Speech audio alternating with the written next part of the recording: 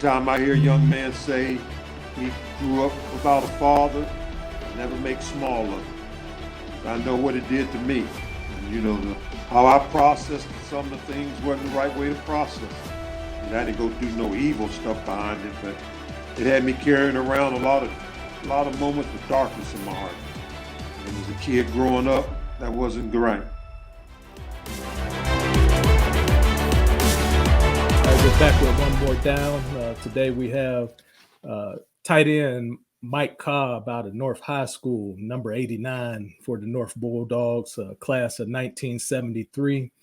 He has graced us with his presence today and agreed to give us his viewpoint and his perspective of his playing career, his time growing up in Youngstown. So let me be the first to tell you, Mike, that we really appreciate you taking the time out of your schedule and agreeing to join us and give us this time in this conversation about who you are and what made you the person and the player that you were and the man that you grew to be. So all welcome right. one more down. Well, thank you for having me. We usually start off, just kind of getting a viewpoint of where you grew up in Youngstown and what schools you may have transitioned to early on. So if you would, sir, could you give us some background on your origin stories and your beginnings in Youngstown, Ohio? Well, I was born on the South Side. I grew up on Garfield, across the street from Hillman High School, junior high. And I had some really good friends back on Garfield, Saul Ivy and Willie Burley. They were older guys, 3 or 4 years older than me. And they took me under their wings. And I really look back on that time and I really feel like that started it all for me because they were real athletic minded and football oriented. And they taught me little things about football when I was only 7, 8 years old and they were 12 or 13. And they used to let me hang with them. And they used to, it really inspired me, to be that little and hanging out with older guys. And I'll never forget one day Saul Ivy was really like my next door neighbor. He was my next door neighbor. And one day he was going up to pick up his equipment at the barbershop. Mr. Roberts. Mr. Roberts was a legend on the South Side.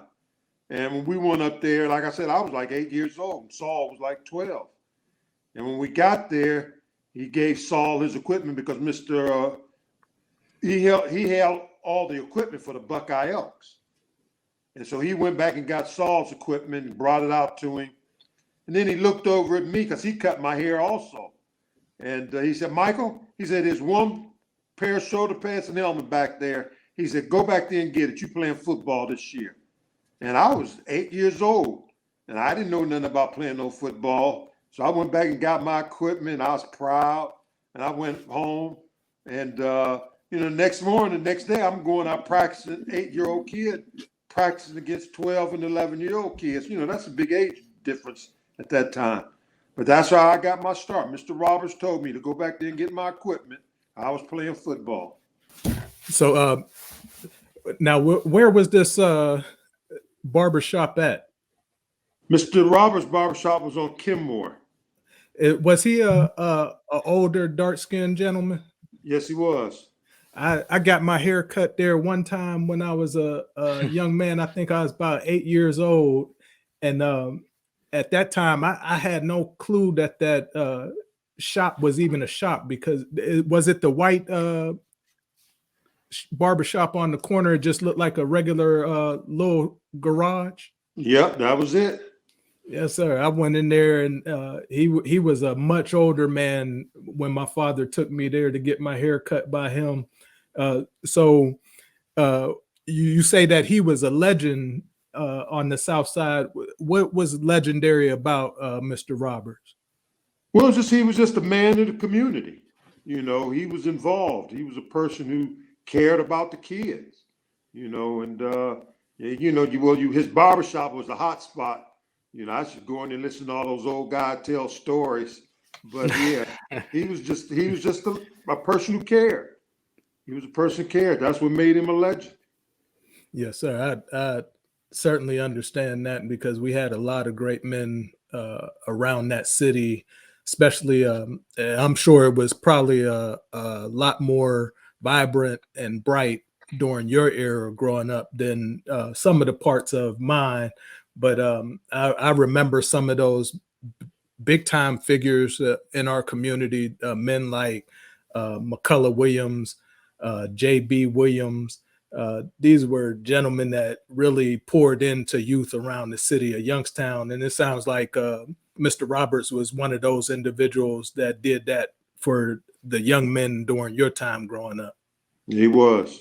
Yeah, and I went to church with McCullough Williams and his family, so I knew them well as well. Yeah, and he was another outstanding athlete and very interested in sports. My mother used to work for him when she worked at the funeral home up there on the north side, and he really took an interest in what I was doing through youth sports. And when I got into high school, he always checked in to see what I was doing and see how I was progressing.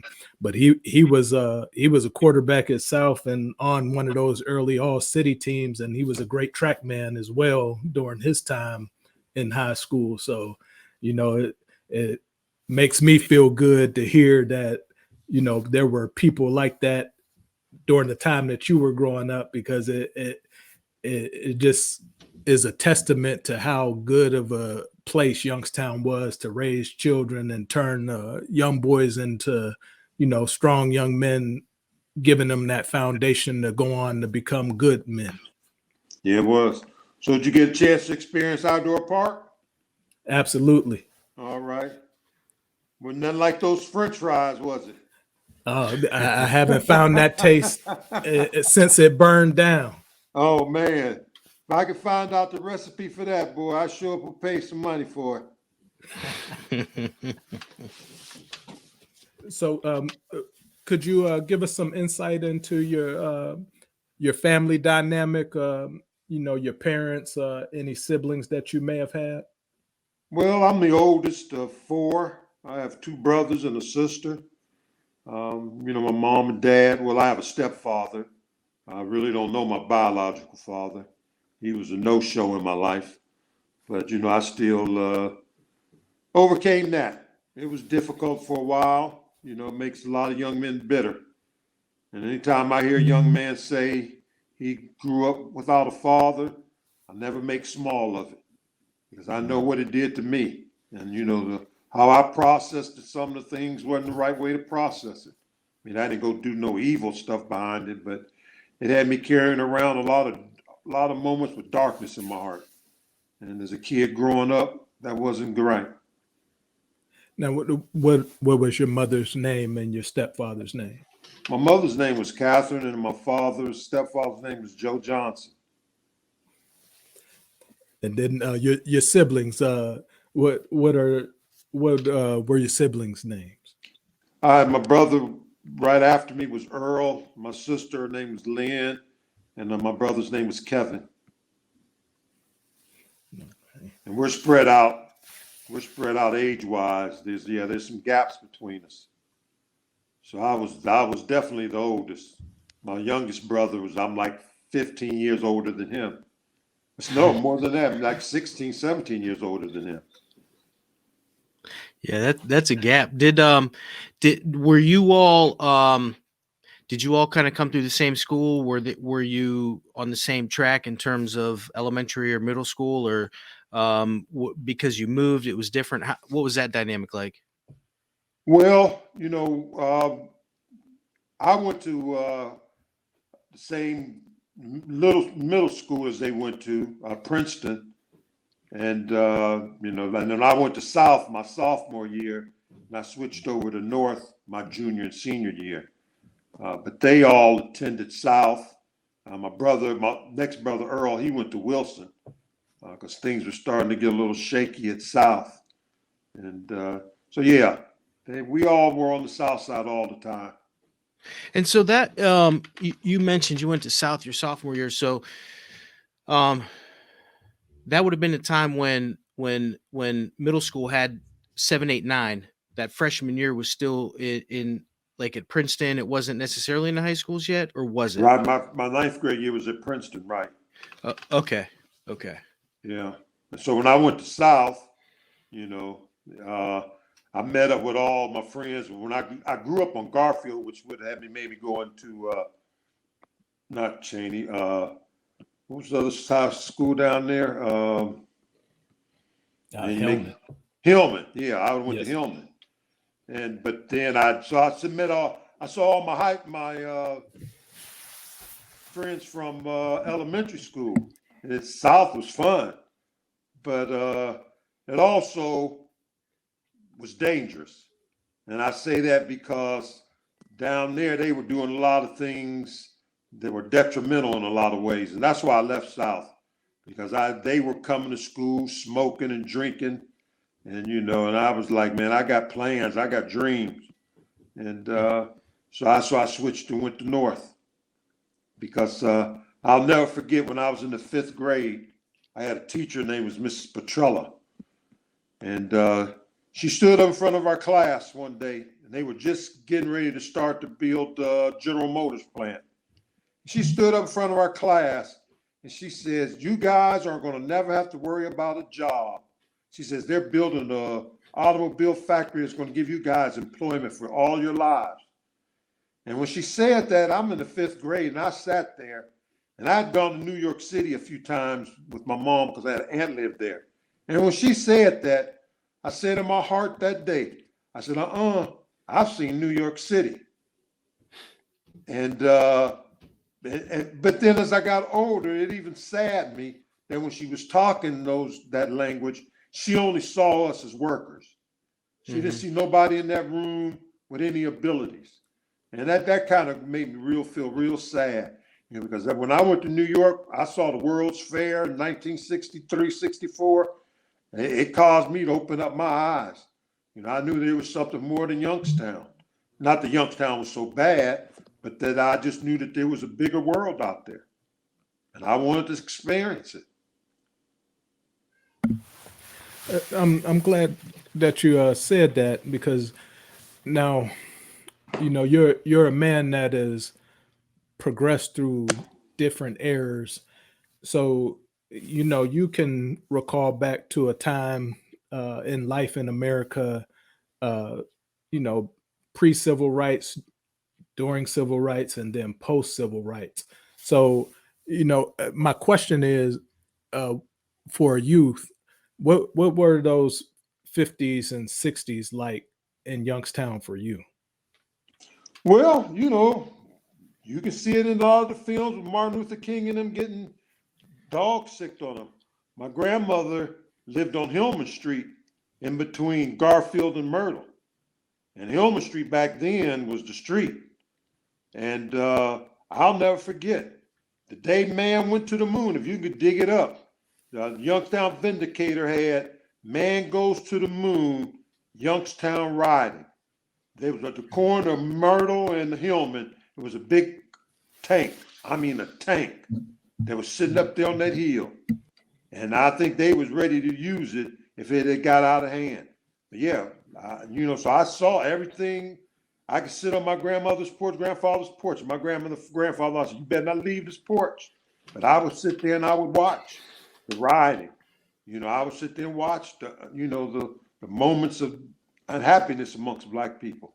And so it was serious. I'll never forget the day I came home and my mom and I went out shopping, and Martin Luther King got shot.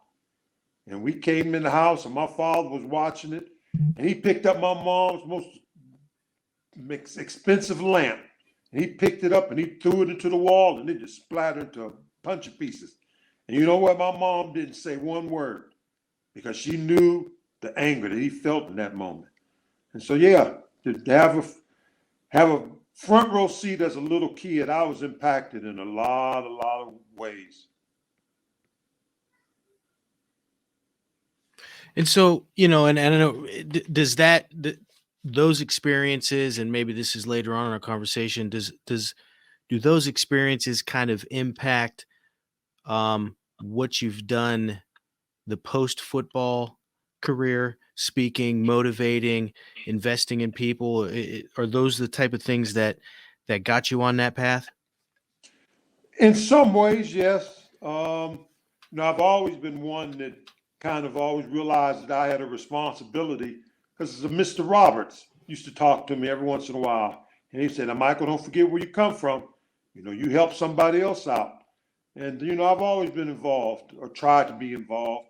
And getting into missionary work, I became a Christian early on. And that changed my life unbelievably. I went to church as a kid growing up every Sunday, but as that old saying go, I was in church. There wasn't no church in me. But when I really came to know the Lord, it impacted my life. And I knew then that Jesus was real. And I knew the best thing I could do was to serve him, to know him better. And one day I had friends who were going on missions trips. And they were coming back with all these great stories, what was happening. But I was doing Sports World at the time, so I was traveling around America. But they would come back with these great stories, going to other countries. And I was getting jealous and envious, something a Christian should do. And so one day on the side of my bed, I was serious. I got down on the side of my bed and I asked the Lord, I said, Lord, can I go on a missions trip? And I was serious. And he did things. I could tell you some stories that I knew it wasn't nobody but God. And I've been all over the world sharing the gospel of Jesus Christ. That's fantastic to hear how that has impacted your life. Yeah, he did. I was in college because I grew up going to church almost every Sunday as a kid growing up. And when I went to college, I would roll a joint, smoke it, sit in the jacuzzi and read my Bible. And I was never impacted by my readings. And I used to always get out of the hot tub. I go, man, that didn't do nothing. But I'd do it week after week. And God was doing some things in college that I knew he was calling me, but I didn't have the sense to respond. But one day I was out in Seattle, and my cousin Sherman Smith led me to the Lord. And I was getting on the plane coming back. I went out to Seattle that summer to get in shape. And I was coming back home to Chicago. And I got on the plane and I opened up my Bible like I always do. I still read my Bible almost every day. And I read a passage in the Bible. It was Proverbs 3, 5, and 6. And it says, trust in the Lord with all your heart, lean not on your own understanding, and all your ways acknowledge him, and he'll direct your path. And I didn't go to that passage to read that particular specific passage. It just leaped off the pages at me. And when I read it, I sat there in that chair and I was like, man, this is what I've been looking for. This is what I've been trying to get out of reading my Bible. And that passage, that verse has been my life verse, trusting. Because, there's some obstacles in this life. This is a journey. And through that passage, me starting to read the Bible more and more because I've been born again. The things I've seen in my life lets me know that God is exactly who he says he is.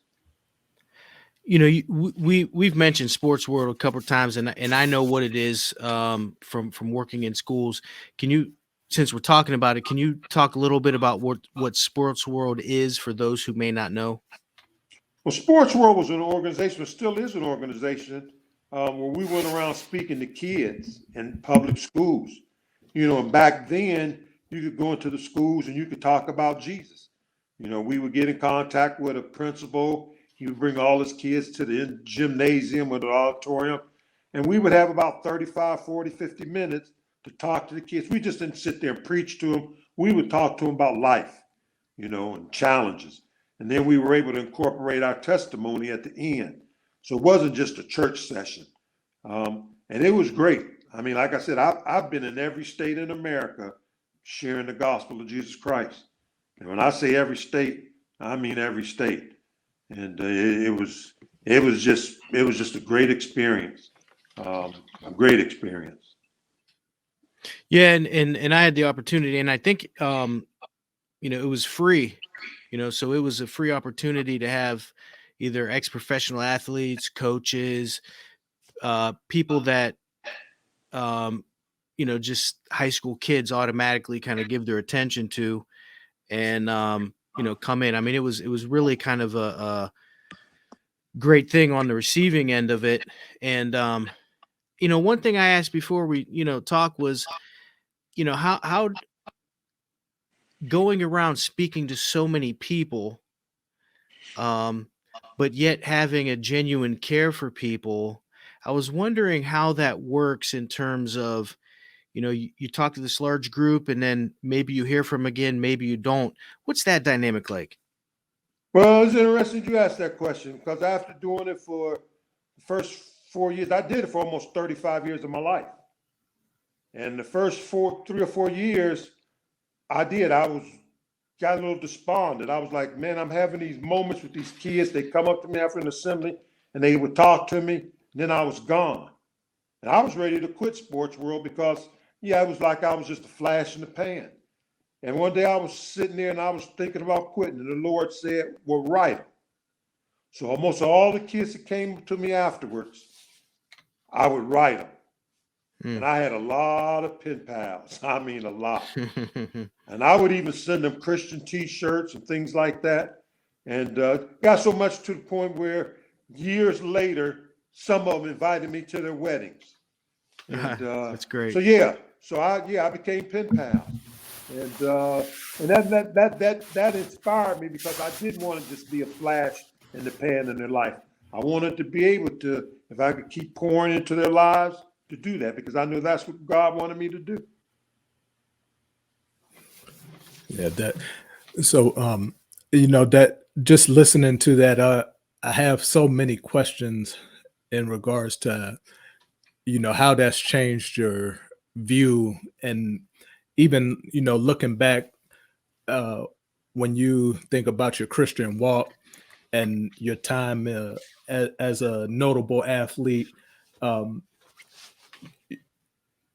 what perspective does that give you about the personality that is Mike Cobb under the guise of athletics versus the man that, discovered Christ and has gotten to travel the world and see different places and different perspectives from different cultures?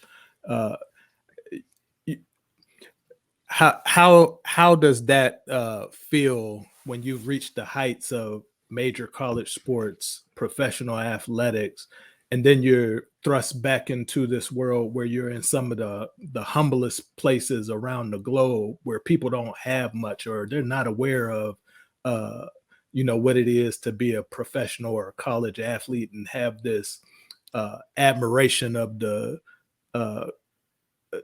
American community? Can you tie those two things together?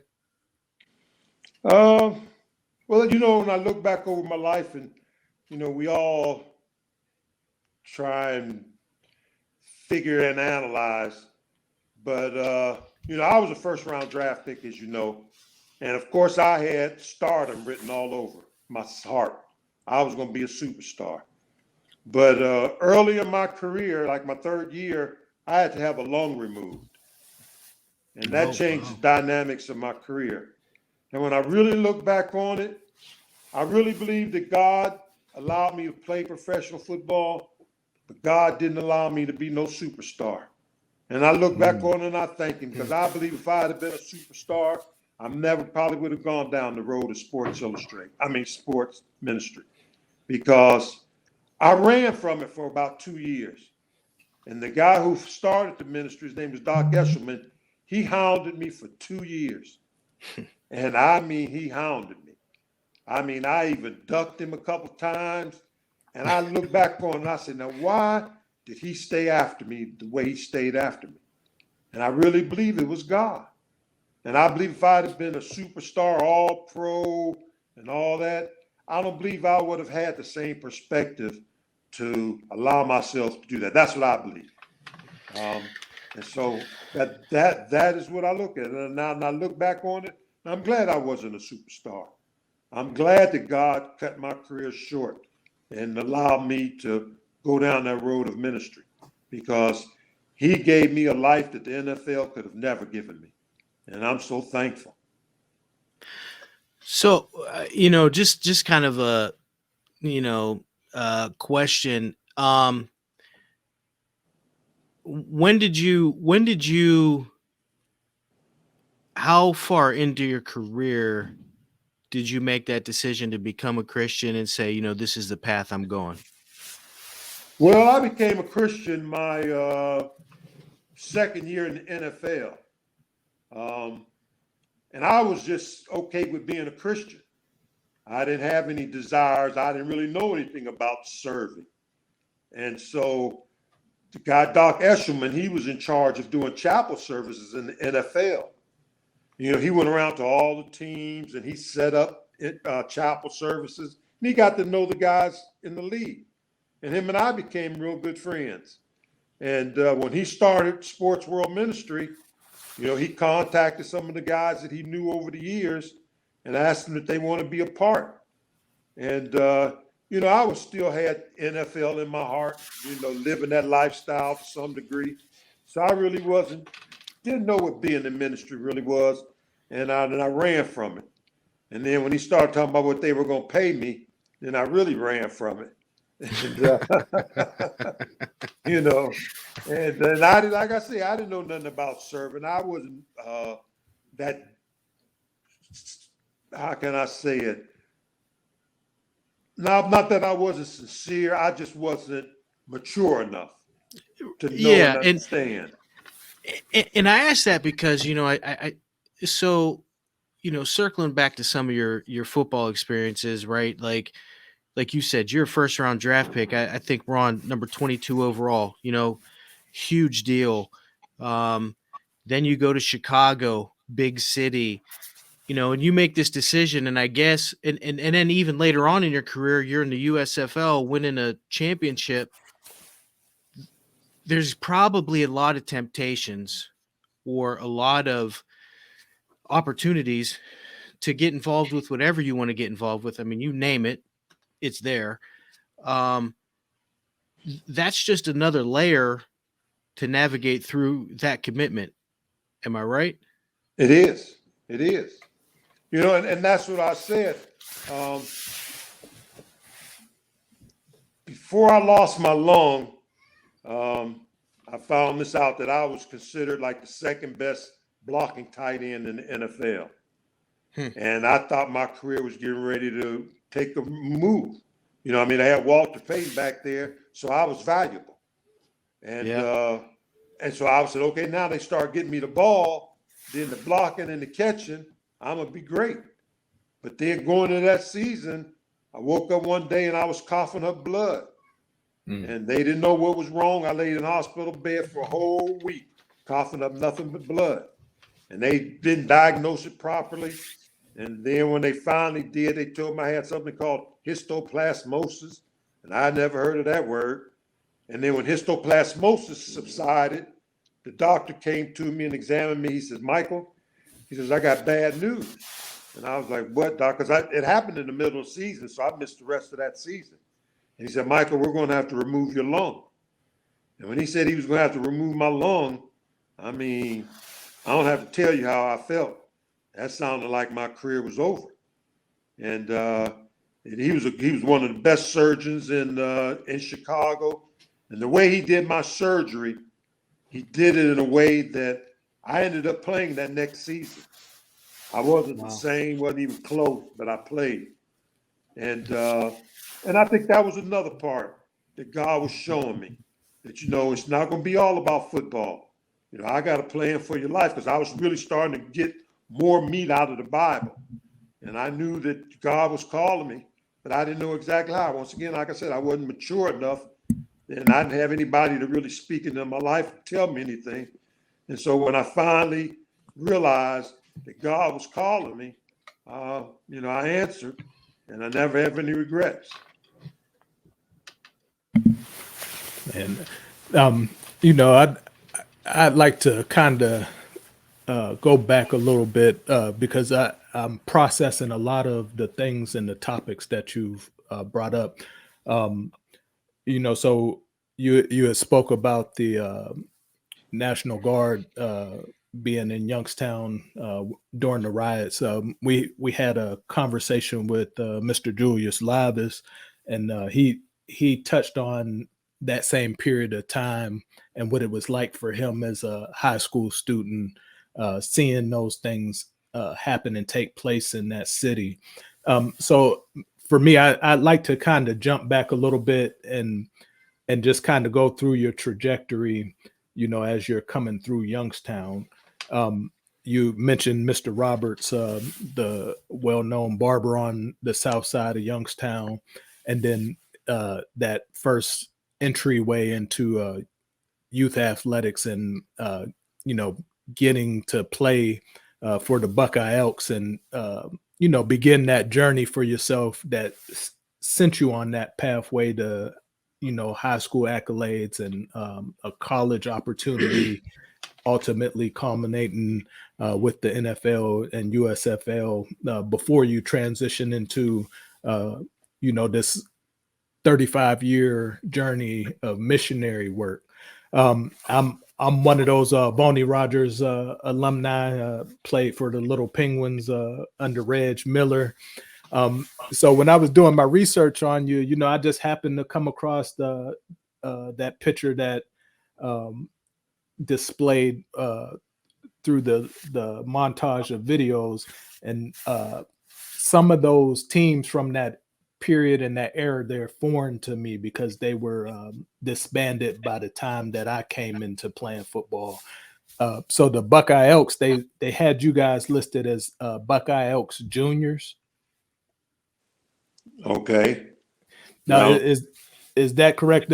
Because I'll put it in perspective. So when I came through there playing, they called us 90 pounders, 105, 120 pound, which was, typically your 6th and 7th grade kids. In 1966, which is where the picture is from, what age group would that have been for you playing down there at that time? I would have been 11 years old, 10 and 11. Yeah, you're right. It was the weight group, the weight class that was different. It was the 105, and then it was 125. No. And so I played for the 105. And then I know when we had some pre-conversation some months back, you relayed to me that you started out playing football as a quarterback. Yeah, I did. Like I said, Saul and Ronnie, they took me under the wings, and that's what they taught me, how to be the quarterback.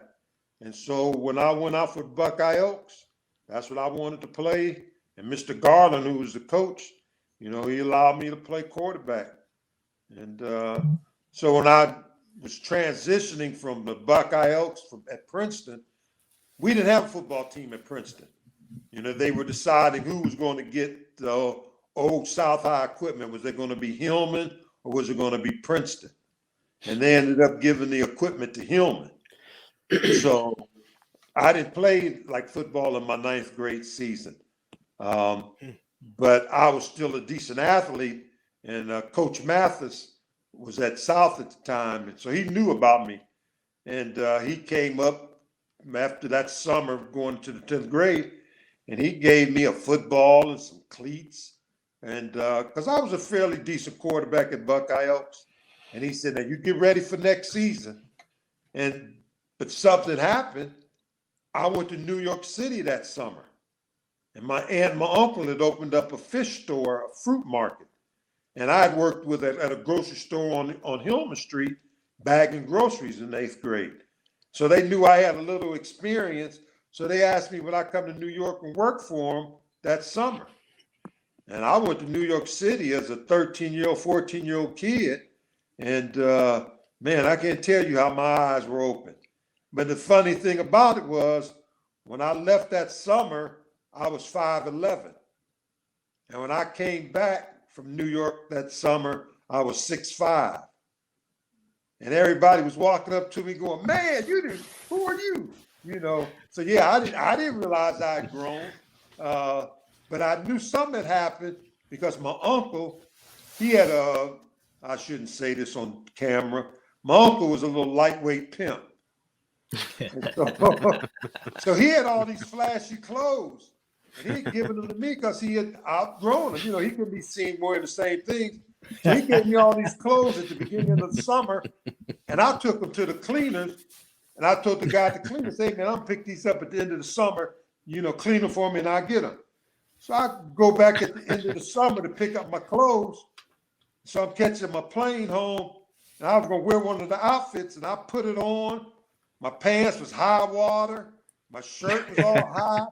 I ran back over to that cleaners. I said, "Man, I got dreams, man. I'm gonna be the cleanest cat in school. You done messed up my clothes."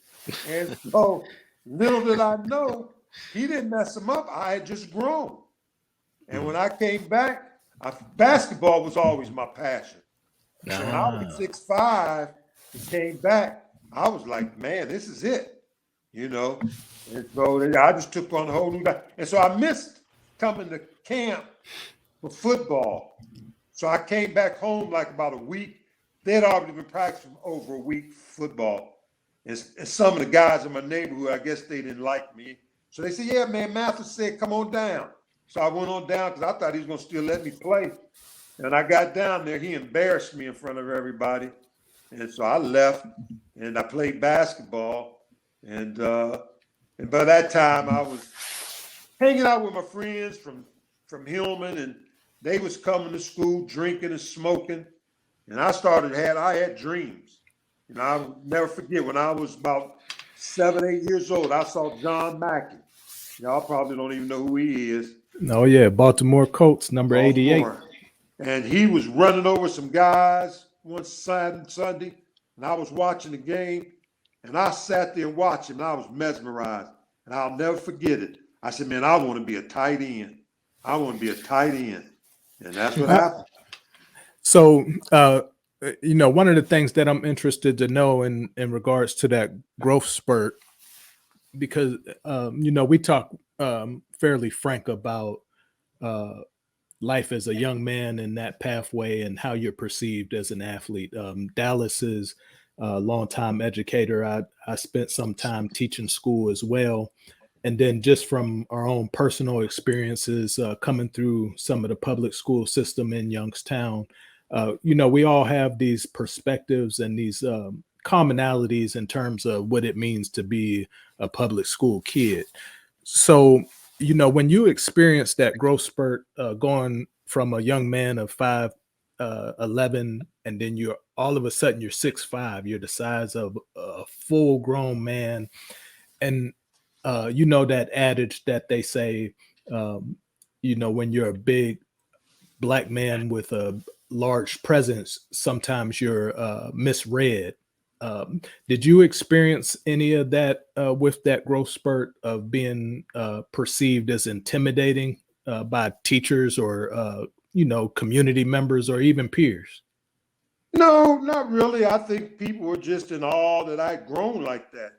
And, just the respect that I got, Yeah, you go from 5'11" to 6'5", there was a few bullies around, they didn't think about messing with me anymore. And, because you went to a party Friday, Saturday night, there was always somebody going to get jumped on or beat up. And that was sad. But when I got to be 6'5", I didn't ever have to worry about getting jumped on and beat up. So did you already have leadership qualities prior to that, or did that enhance, you as a person that was looked at as the guy? I think a little bit of both, because like I said, I played quarterback for the Buckeye Elks. And, quarterback in itself demands that you be a person that the team can look at and, respect. And Mr. Garland, who was my coach, he talked to me about it. He said, "Michael, eyes are going to be on you. You got to be right." So yeah, it was a little of both. Now, what does that mean when, I kind of have an understanding of what you're saying.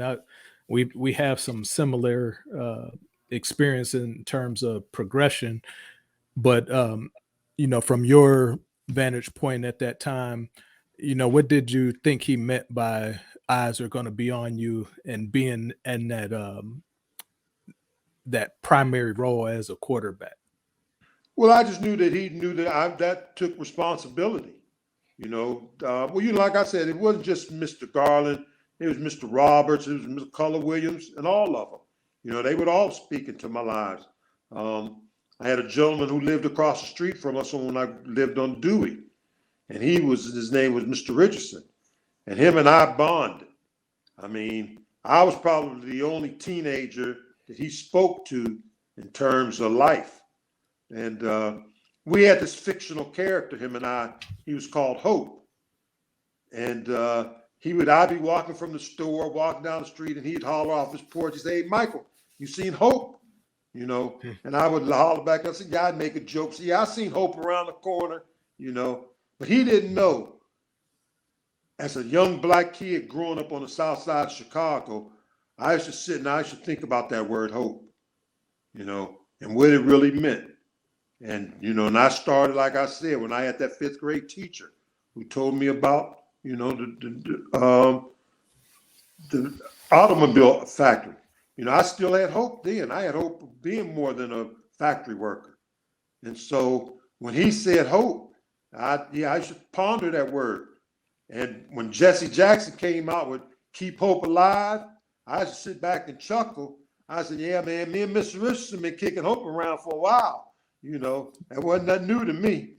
But I just knew that, as an athlete, it brought on a lot more attention and it brought on a lot more responsibility. You ever wonder, I was thinking about this a while ago when you mentioned it. Do you ever wonder, being an educator, do you ever wonder what clicked in your head when that teacher mentioned to you, "Hey, you can go basically, you could go work at GM and never have to worry about anything." But you as a 11-year-old kid says, "No, I want more." Do you ever wonder what clicked in your head? Well, I think because I had been exposed to New York City, no more, no less. Yeah. The bright lights in New York City at that age. It just made me know that, like I said, there was more than Youngstown. Yeah. Like I said, I've been going to Africa for a long time, and I go to a place called Zimbabwe, and I connect with kids, young people all over. And these two young brothers I met, I really bonded with them. And Bulawayo is a really somewhat depressed area. And I took them to Cape Town, South Africa. And when I took them to Cape Town, South Africa, they both had the same experience that I did. They said, "Wow, there's more to life than Bulawayo." And when they said that, it made me click and realize that that's what I did when I went to New York City. I knew that there was a different life. And that's a good word. It's not right or wrong. It's just, it doesn't have to be just one way. Right. Yeah. Yeah. And I think that's what happens a lot of times in impoverished neighborhoods. Young people forget to dream. They forget to have those hopes that their life can be better. And they settle into that ghetto life, unfortunately. And not realizing that, there is a world out there. You got to go get it. So can we talk a little bit about your North High experience as a football player and a basketball player? Yeah, North was great. I mean, I have no problems. But because I grew up on the South Side all those years and was a sports figure on the South Side, when I switched and went to North, there was some problems. Luckily, once again, I was 6'5", but they treated me like they treated LeBron when he left the Cavaliers, except for they didn't have no jerseys to burn. I was hated. I was hated. A lot of people used to come back to me and tell me what people were saying about me. But you You know, were hated at South, or you I were was not hated well on the received south at North? side. I was Okay. hated on the south Okay. side. You know, I was received with open arms on the north side because Sherman Smith was my cousin. And I used to go over on the Sharon line a lot and hang out. But yeah, they despise me. People talk about me behind my back. And you know, like I said, I didn't matter because I had dreams. I never forget when I was growing up, there was a magazine called Ebony. And Ebony had pictures of NFL players every football season of all the black players on NFL teams. And I used to look at that Ebony and I used to always dream that I wanted to be in that Ebony one time, you know, when I got older. And so, yeah, so just going to North was a game changer. It really was. Because like I said, if I stayed on the South Side, I don't know where my life would have ended up. So, you know, you said you transferred over to North during halfway through 71. Uh, no, my junior year and senior year, I was at North. Okay, so you know, just to put that into perspective, and we, you know, one of the things is it's hard to locate individuals that have had that North High experience, being that the school, you know, ceased to exist as a high school after 1980. So you've given us that insight in what it was like, and taking us through your experience. It does wonders for men in our age group, because we knew of it, but you know, never really got to see what that was and what that meant for those that lived it. So to put it in perspective, in previous segments, we've talked about North being known for their long losing streak, the benefit games that were given to them during the city preview. They used to get the first $500 at the gate to supplement their budget. But as you transition over there, you know, you mentioned your cousin Sherman Smith, who, you know, everybody knows, you know, he was an outstanding quarterback at that school, went on to do great things at Miami of Ohio, and then ultimately ended up in the NFL playing for the Seahawks, and you know, an outstanding coaching career. North wins the city during those early parts of the 70s after having years of you know, being the only single A school in the league, and getting pushed around. So as you're coming over there, they're on this upswing. Uh, what is your perspective of some of the other teams in the league at that time, and then just the high school football atmosphere in Youngstown during those early parts of the 70s, in terms of figures, teams, and just how the game was played during your time? Well, it was very competitive. I mean, it really was. Cheney had good teams. Rand had good teams. And so when you start the season, you know, wasn't nobody no real favorite. So you had to come out. And I think the one thing that North had more than anything, it was Cliff Knox, who was the coach. And he was a great motivator. I mean, he was a great motivator, you know. But he did things now. He did things then that he did them now, he'd be going to jail, you know, because they would be calling it abuse, you know. There was this hill that back over behind North that we had to run. I mean, it was a hill, and it was about maybe 70, 80 yards long. And he would be at the top of the hill, and he would roll down tires.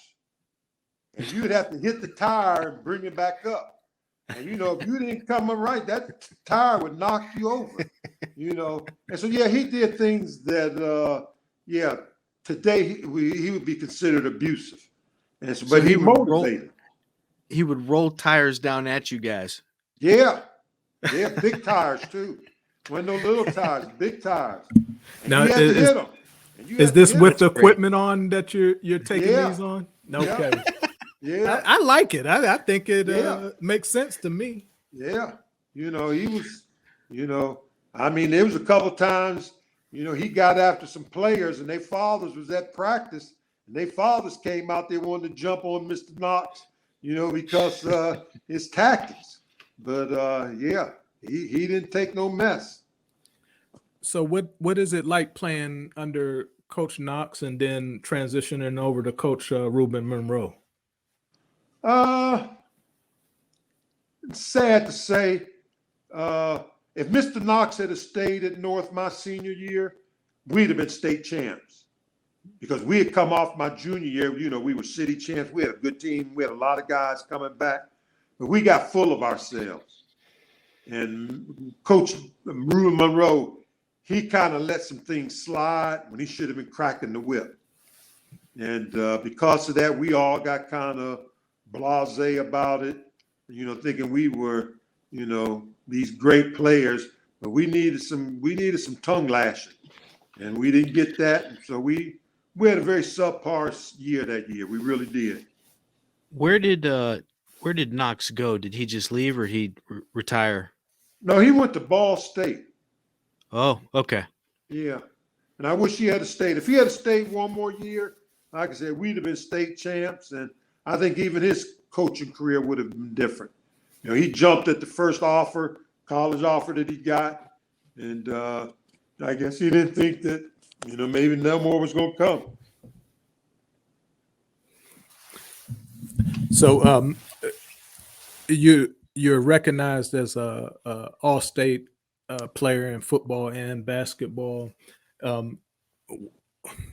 What did those accolades mean to you at that time as a young man? Did you look at it as just another feather in the cap, or did you see it as a way to move on beyond the confines of Youngstown and give you an opportunity to do something that a lot of people don't get to do? Well, I saw it probably a little of both, but more just being able to get out of Youngstown. Like I said, my whole life growing up, I was always able to hang out with some of the older guys. And even with Julius Livas and Tony Bell, some of those guys, I was like in the 9th grade and they were seniors. And I used to hear them talk about scholarship. You know, they would say, man, get a scholarship. And, you know, being in 9th grade, growing up on the South Side, I didn't know what scholarship was. So one day they broke it down for me. And so that's when I set my goals on getting a scholarship to go to college. And, you know, when I started getting those accolades, then I knew that I had the possibility of getting a scholarship. So can you take us back through your recruiting process during that time? Woo, man, recruiting. It was great. It really was. But, you know, as a 17-year-old kid growing up in Youngstown, it was a little kind of too much for me, you know, because every weekend I was going off to another state, to another school. And, you know, they roll the red carpet out for you. And it can get a little heady. You know, my basketball coach, George Ritz, he used to always say, oh, I wonder what personality you come back with this week, you know, because I would go, man. And it was, you know, I can't say some of the stuff that happened, but, you know, it was a great time. You know, you go, I wasn't used to eating steak like that, you know. I'd heard about cheesecake growing up, and cheesecake sounded nasty, cheesecake. And I got up on one of them trips, and I tasted cheesecake, and man, I ate cheesecake every day almost for 4 years because it was so good. But yeah, you know, you just get treated differently. And I'll never forget, I was in Colorado, and I was inches away from signing to go to Colorado, but unfortunately. Well, fortunately, I was sitting in my hotel room and I looked at the map, and they had a map of the United States on the wall in the hotel. And I looked and I saw where Colorado played and where Youngstown was. And I said, man, my parents will never see me play if I go to Colorado, because the mountains was majestic. And I'd never seen mountains like that with snow on them and everything. And so I knew I wasn't going to Colorado. And but I went to Michigan State. I knew that that's where I was supposed to go. I mean, the moment I got off the plane and got on campus, that whole weekend, it felt like I'd been there before. Now, Coach Daugherty, who was the coach for Michigan State up to 1972, he was known for, and Michigan State was known for being a great place for Southern Black players to come, Bubba Smith and others, George Webster, guys to get an opportunity to display their talents. Was there something different about Lansing during those early 70s that may have been different about than other conferences or leagues at that time that made you feel welcome? Well, one was Michigan State probably had the largest Black population of students of all the schools that I visited. Jimmy Ray was probably the first Black quarterback at a major school back in the 60s. I remember watching the 10-10 tie with Notre Dame. And, I watched that game and it felt like watching it just like the referees was cheating. And but anyhow, yeah, that the population of Black students really made me feel like, yeah, this is a place I could go. Well, I just have one more thing that I'd like to kind of pick from something that you just said, because during your time in the Big Ten from 73 through 76, you have Dennis Franklin, Cornelius Green, Tony Dungy, and then Tyrone Willingham is a teammate of yours. But I kind of found that interesting for a period of the 70s for there to be that concentration of Black quarterbacks in one league at a major Division I university, where the rest of the country isn't really utilizing the Black quarterback during that time. What was different about the Big Ten where those guys got their opportunity where others weren't getting the opportunity around the country? I really couldn't nail it down for you, but it was happening, like you said. When you looked around the rest of the country, the Big Ten had the majority of Black quarterbacks. And I just think Jimmy Ray was probably one of the ones who started it, because, he led Michigan State to the national championship, the 10-10 tie with Notre Dame. And I think from there on, and I think too, because there wasn't the same racism like it was at Alabama and some of those other schools. A Black quarterback at Alabama back at that time would have been a hard pill to swallow. Now, when you say Jimmy Ray, you're talking about the quarterback of the 66 team? Yeah, exactly. Okay, and they are famous for that 10-10 tie with Notre Dame, like you mentioned. That's that same team that George Webster is a part of as well. Bubba Smith. Yep. Yeah. Okay. Yeah. And then I may be saying the gentleman's name wrong, but is it Sandy Stevens that was the quarterback at Minnesota as one of the first Black quarterbacks there? At Minnesota? Yeah, yes, sir. I believe they won a championship at Minnesota, and I'm not sure which decade it was in, but I'm pretty sure the quarterback was a guy by Stevens, and I think the first name was Sandy Stevens. But if you're not aware of him, that's okay. I just kind of wanted to pick your brain about what it was like witnessing those different athletes played that position throughout the league and doing it well and doing it at a high level. I don't remember him. Tony Dungy was the first Black quarterback in Minnesota from my memories. So I'm sorry, Dallas. Yeah, go ahead. The last thing that I'll ask is you come in there and you get playing time as a freshman. Was that something that was kind of stated during the recruiting process, or was that something that you worked your way into? I would have to say I worked my way into it. Nothing was promised by no means. Now I was just in the right place at the right time. Billy Joe Dupree who played with the Dallas Cowboys, had just been, the tight end. And when he graduated, it left a vacancy. And there was no real heir apparent to the position. And so when I got there, the job was kind of, I can say, wide open. And so I was just fortunate enough to be in the right place at the right time. And it just all goes back to, like I said, when I took my visit there, it was like I'd been there, But then I had some other downhills, going into my senior season, the NCAA tried to destroy my career. They made me sit out my first 5 games of my senior year, over $125. And they didn't have their facts right. And so I missed 5 games my senior year. And I can't tell you the anger that I had because, like I said, they didn't have their facts correct. But they were on a mission to destroy myself and my roommate. And they destroyed my roommate.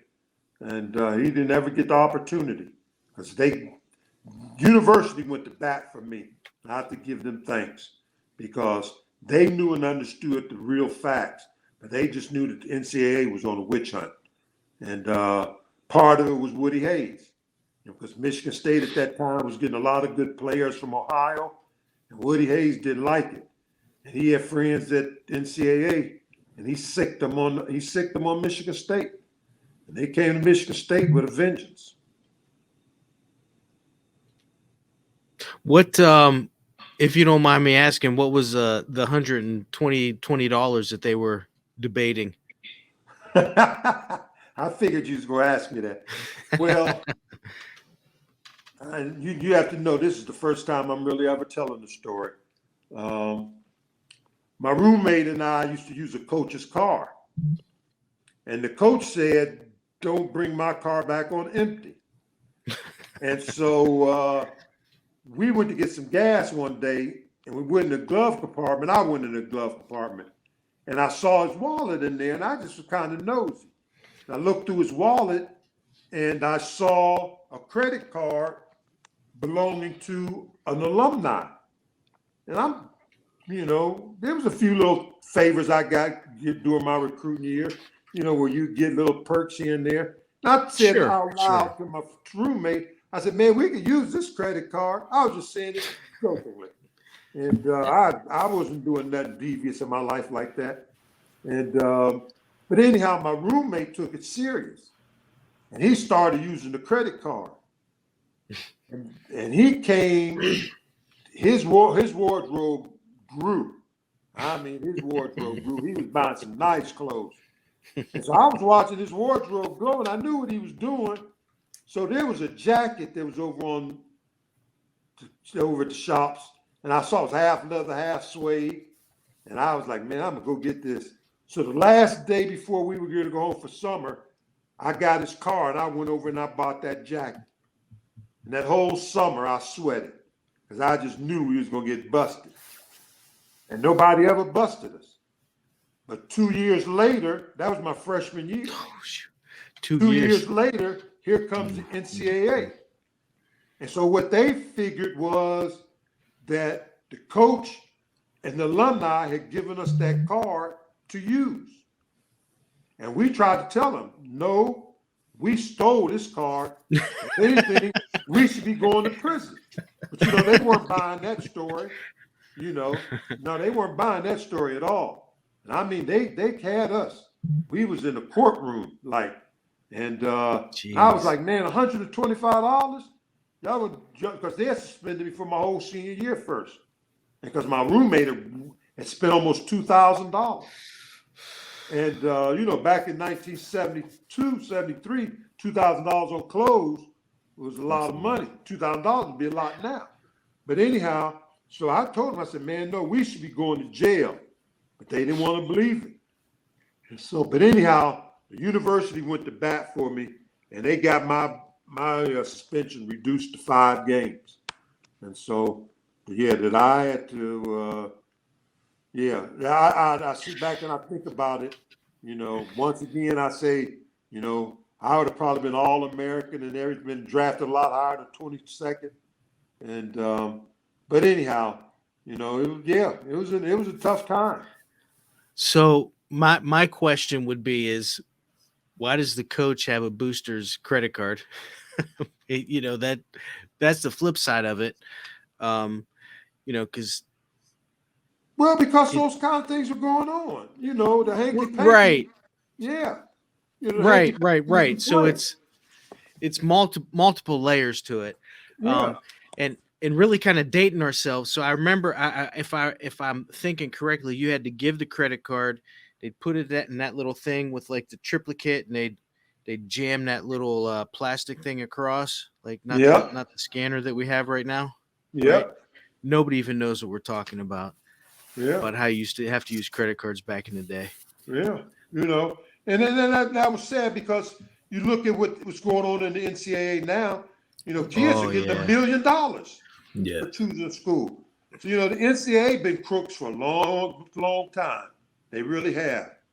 Some of the things they did over the years, man, it was atrocious. It really was. So as an athlete during that era, are you struggling in terms of making it? Because I can imagine that you don't really have any extra perks other than maybe athletic issue gear, maybe a little bit of meal money on away trips, but everything else that would come your way would have to be under the table during that time period.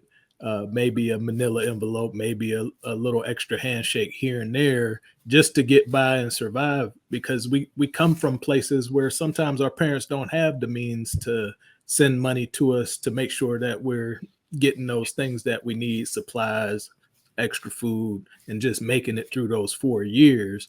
So when you put that in perspective compared to today's climate with NIL and essentially young athletes being able to make the most of what their profile and their talent is, how does that make you feel, knowing that $125 almost cost you the end of your career there? Well, it was, man. I can't tell you how angry I was, and some of it I felt was racism, and it wasn't because of anything else. Like I said, I had a job ever since the 8th grade. Mm-hmm. I was wearing tailor-made clothes my senior year in high school, and I got to college. Yeah, my clothes were tailor-made because 6'5", wasn't a whole lot of clothes to be bought, and so, I was wearing tailor-made clothes. I'll never forget. I was a freshman in college, and this girl named Krista Williams, she's one of the prettiest girls in our dormitory. She came up to me one day and she said, "Michael, I ain't never seen you wear no jeans." And I said to myself, "That's right, because I wear tailor-made clothes. All my clothes, all my pants and stuff was tailor-made, suits and everything." A guy named J.B. Williams. He was down on the south side, downtown on the south end. He made all my clothes. And the $125 that they would have ruined my career, my life, it was just a witch hunt. And that was because of Woody Hayes. Circling back, so one of the things that I was listening to, I think it was maybe going into your senior year, and I forget who it was. I was listening to one of your speeches, I think at Valparaiso, and you were talking about when your new head coach came in. Was that your junior or senior year? My senior year. Okay, and I remember, he brings everybody in and kind of gives a speech that you describe in this video, and kind of sets the tone of how things are going to be in no uncertain terms. As an established guy in the program, being a leader, how did that settle? And if you want to elaborate on what he said, or just the tone and tenor of the speech, that's fine. But how did that whole transition settle with you? Well, you know what? One, it didn't bother me, because when I was sitting there listening to it, I was dealing with the NCAA, so I had that all in my head. But I said to myself, I said, man, I only got one more year with him, But yeah, his speech came in. He sat everybody down. He said, "I just want you to know from here on out." And he used some profane words. And he said, "I want you to know, your blankety blank opinion don't blankety blank matter, no blankety blank more. He said, if you don't blankety blank like it, you can blankety blank on back to the dormitory, pack your blankety blank bags, and blankety blank on home. And, we all sat there, we was like dumbfounded. And he turned out to be, I don't want to use those words. I don't use those words no more. But he was a pain in the behind. He ruined a lot of guys. He really Did he really? He did. He did. We had a quarterback. Oh man, he should have been in there for another black guy. He broke it. I'm sure y'all go. He broke his throwing arm in spring ball. He came back throwing with his other hand as good as he did with his right hand. He was in the game. He started. He started the first game of the season, and he overthrew the wide receiver by inches. And Darryl Rogers pulled him and put the second string quarterback in, and he never played again. Yeah. Darryl Rogers, his whole goal was to get to the Detroit Lions, and that's exactly what he did. He got to the Detroit Lions. That has to be a difficult situation because, I've listened to a couple of your speeches online and you talk about what's your reason, right? What are you doing things for? What's your reason? And you're talking about that today here about, in fifth grade, you had goals, you had things you wanted to accomplish. And so sitting in that meeting, dealing with the NCAA, man, those are big threats to your reason and to what you want to accomplish. And to your credit, you still come out of it, first round draft pick, 22nd. I mean, that is getting drafted at that level a relief? Is it I finally accomplished it? What's that dynamic like being a draftee at that point with that pressure? Well, I put it like this. I only know one other guy who got drafted in the first round, only playing 5 games. His name was Billy Brooks. He's a wide receiver for the Bengals. That I got drafted in the first round with only playing 5 games was no small feat. And I'm not saying that because I was so good, but I was just fortunate. Being drafted at that level, I mean, I won't lie to you, it's mind blowing, because you've worked that hard your whole life, and now here it is. You're not just drafted, you get a first round draft pick. And so it was great, but for me, in some ways, when I look back on it, because I had to overcome the NCAA, when I got drafted, I kind of took my foot off the gas. Unfortunately, I did. I was like, man, I just took a deep exhale. When I kept my foot on the gas. And my career started off kind of shaky because I got traded. But I had a chip on my shoulder, and I took it to me with the NFL because back then, kickoffs, they could hit you below the waist. They could hit you, come at your knees. And so I was running down, I was on the wedge buster. And I had to go and bust the wedge on the kickoff. So one game after a preseason game, Paul Brown came up to me and he says, "You got to hit up in that wedge a whole lot harder, Michael Cobb." And I said to him, like I said, I still had that chip on my shoulder from the NCAA. I said, "Did you draft me to bust wedges, or did you draft me to play tight end?" And when I said that, some old veterans heard me and they said, "Boy, you should have never said that." And the next year I was gone. It's funny you say that because, as you say that, first of all, the wedge is illegal. Now, Ron and I, we were just talking about that. It's illegal in high school. You can't do any of that. Right, wrong, or indifferent. But yeah, I was thinking, do you draft there's no first round draft picks that's first of all on kickoff cover, let alone a wedge buster at this point. Yeah. So The other thing I was thinking about was, so I was doing some reading. Sherman's, your cousin, right? Sherman Smith, the year before, he's drafted in the second round, correct? right.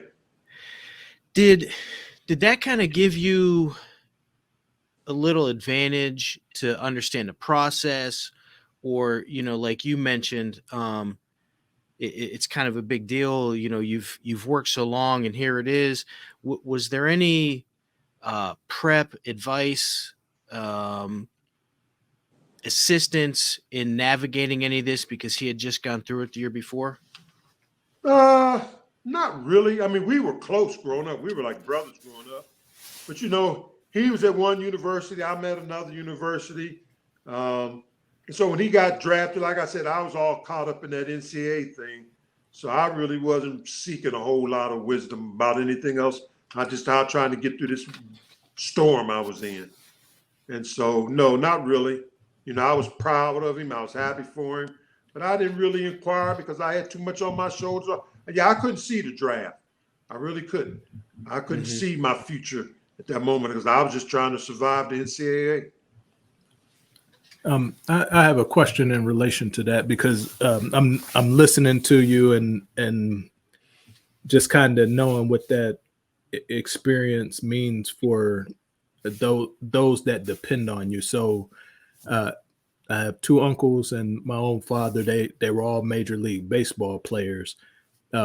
Now one reached great heights, had an outstanding Hall of Fame worthy career. The other, he made his time to collect his pension. And then my father, he had his opportunity, but it was short lived.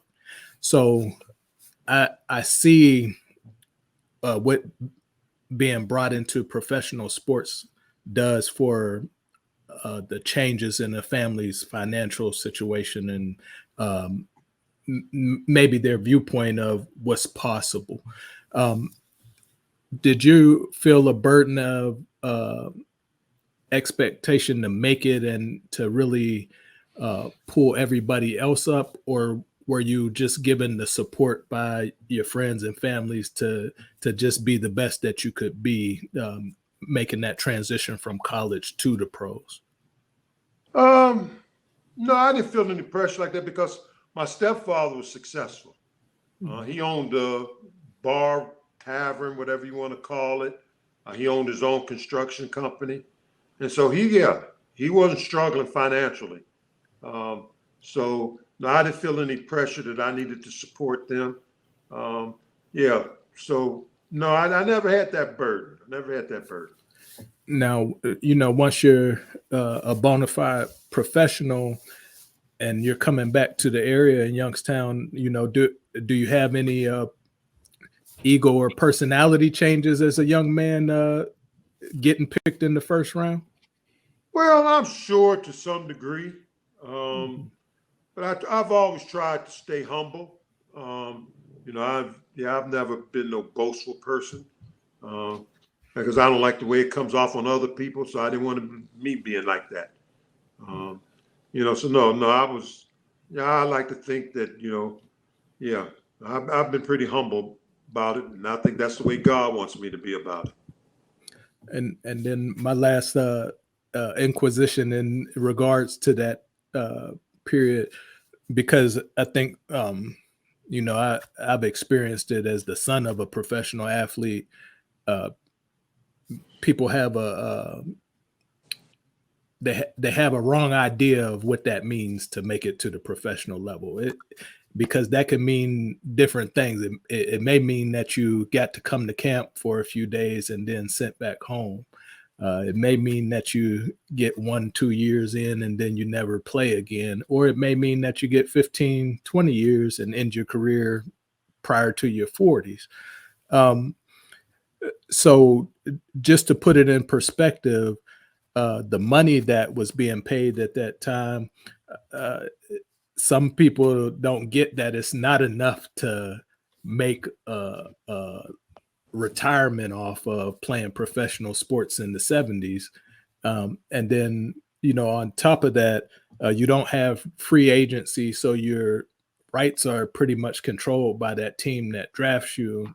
And they are able to do with you as they will to a certain extent. So when you get traded from Cincinnati to Chicago, you know, how did that feel for you? Did it give you a new sense of purpose in terms of what you wanted to do as an NFL player, or did you leave that situation going to Chicago with a sour taste? It was a combination. I mean, I was probably my own worst enemy to some degree. But when I got traded, I was kind of glad to get out of Cincinnati because Paul Brown and his son, they were misers. And, you know, it was, yeah, it wasn't the best situation. So I was kind of glad to get out of there. I had to tell the story that, you know, that day I got traded and I had to go to the airport to fly to Chicago, I got a speeding ticket because I was trying to get out of there. And, but like I said, a lot of that was me. I was still processing a lot of NCAA crap. And so I just had a whole lot of garbage going on in my heart and in my life. And so that muddied the water. And what is a young Walter Payton like in '78? Because you guys would have been coming into the league at the same time about. He was in about a year or two earlier. He was a jokester. He was a great guy. He really was. He's probably one of the best running backs after getting hit that ever was. It was great to play with him. I just have two questions on that. In '81, you start to see some of the '85 legendary, arguably the greatest football team of all time with Singletary, Peyton, Dan Hampton's on that team, Steve McMichael, Mike Cobb's on that team. What did you have any interactions with some of those guys? Leslie Frazier was on there. Did you have any interactions with those guys or any memories of that experience? Oh yeah, I do a lot. I played with those guys for like 4 years, and it was great. And the locker room was always a riot. Walter was always causing some kind of chaos. Laughable chaos, of course. But yeah, they were good guys. And like I said, I always say if I hadn't lost my lung, would I have been a part of that championship team? But that's neither here nor there. Sure. Yeah. It you know what, and I think to your point, you can look back on life and be bitter about it, but I think and this is just total my perception. It seems like you have a lot of positive things going on. Your belief, your faith, it allows you to look back on some things and maybe not be bitter about it, but just say, hey, what if? And that's okay. I was doing some reading also, the USFL. I remember the USFL growing up, and you were part of the first ever championship team is in '83. Is that right? Nothing about like 86, 85, 86. Okay. But you were on the inaugural, you had a championship team, right? I think it was the Michigan. What was that experience like, kind of going through that and playing through the league and winning a championship there? It was great. The atmosphere was different. I hate saying it. NFL owners, they're a group of arrogant men. They really are. Sure. It was their way or the highway. You didn't have the free agency back then or any of that other stuff. And that's why I said Paul Brown was just a little too much for me. But no, the USFL was great. We had a great owner. He ended up going to prison. But he did, but now I know why. I mean, he was a cool dude. We used to talk, but he was a little shady on the side. I guess he was, he had one of the big auction houses, and they were, manipulating the prices on that expensive stuff at the auction house. And so, but anyhow, it was great. It really was, because it was just the attitude. The owners in the USFL didn't have that attitude that the NFL owners had. But then, they messed around and let Donald Trump come in, and he fast talked them. And that league should have worked. It really should have. If they hadn't brought Donald Trump in, it would have worked, because they were willing to. They were willing to lose money for the first 3 or 4 years. They were. But Donald Trump came in and said, "This is football. We won't have to lose no money." And then that's when it started. Yeah, I was going to make a little joke about that, but I actually listened to a podcast about that whole dynamic, and that was the essence of it, was that it was going well until, just like you said, he came in and then went head to head with the NFL, and that didn't work out. Yeah, you couldn't. And I just thought of this real quick. What was it like playing at Michigan State compared to playing at in the USFL? Because actually I was looking at the championship game, and I think you guys played in Mile High Stadium. Is that accurate? In Denver? Yeah. Was the environment similar? And there was 50,000 fans in the championship game, and that's why how were those two environments comparatively? Fans really got behind the USFL. They really did.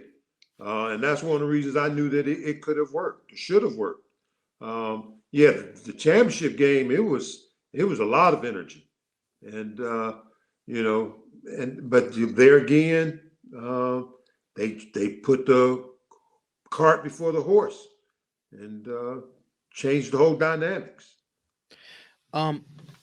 So I was going to ask you this before, but then hearing your story about having the procedure to remove a lung, number one, how do you prepare to play in that environment in Mile High?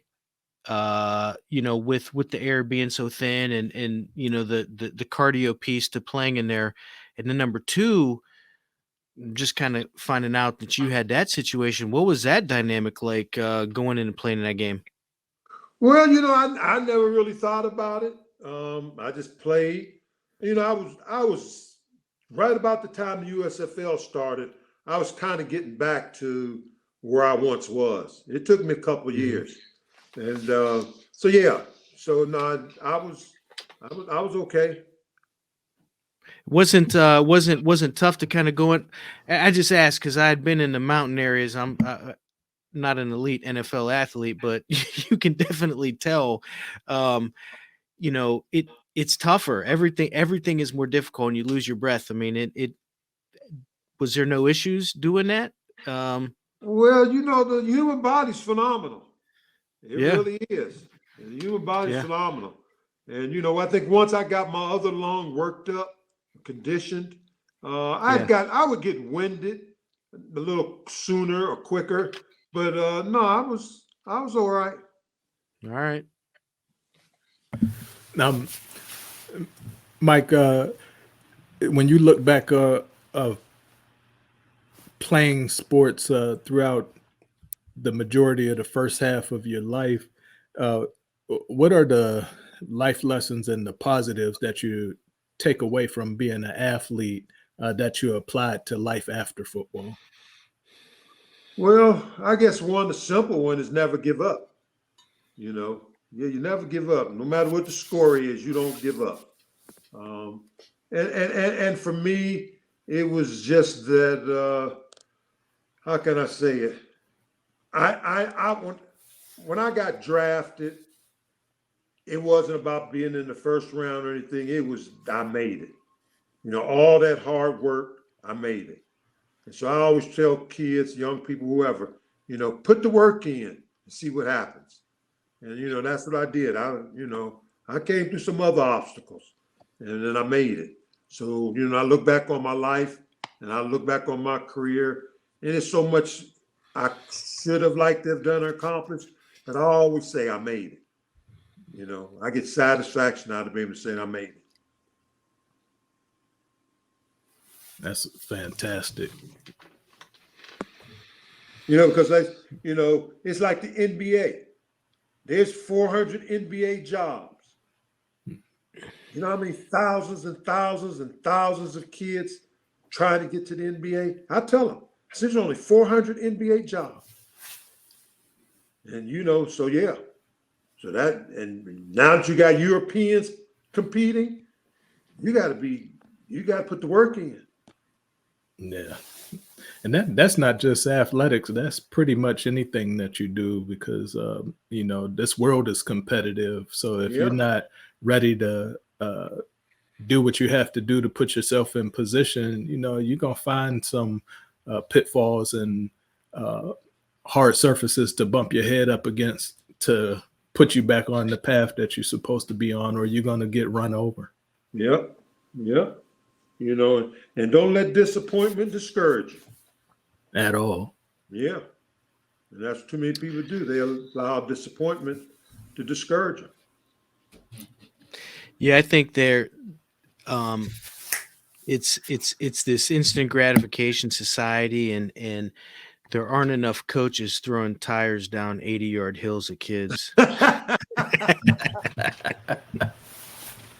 No, I mean that tongue in cheek, but I mean, we all been through some tough stuff that gives you a little bit of mettle so you can navigate some of those tough times. And I mean, those crazy things you go through, help you out. Yeah. So Ron, I'm gonna go with do you have anything else? Okay. So Michael, what we kind of do is the whole premise of this podcast is, one more down, right? So if you had one more down as you look back at your time at North, you look back at your time at Michigan State, or with Cincy or the Bears, or in the USFL, or even in your ministry, right? If you had one more down that you could relive, where would it be, and who would it be with? Oh man, don't ask me a question like that. Oh man, that's a hard one. If I had one more down. Wow. Man, you don't know the thoughts that are rolling through my mind.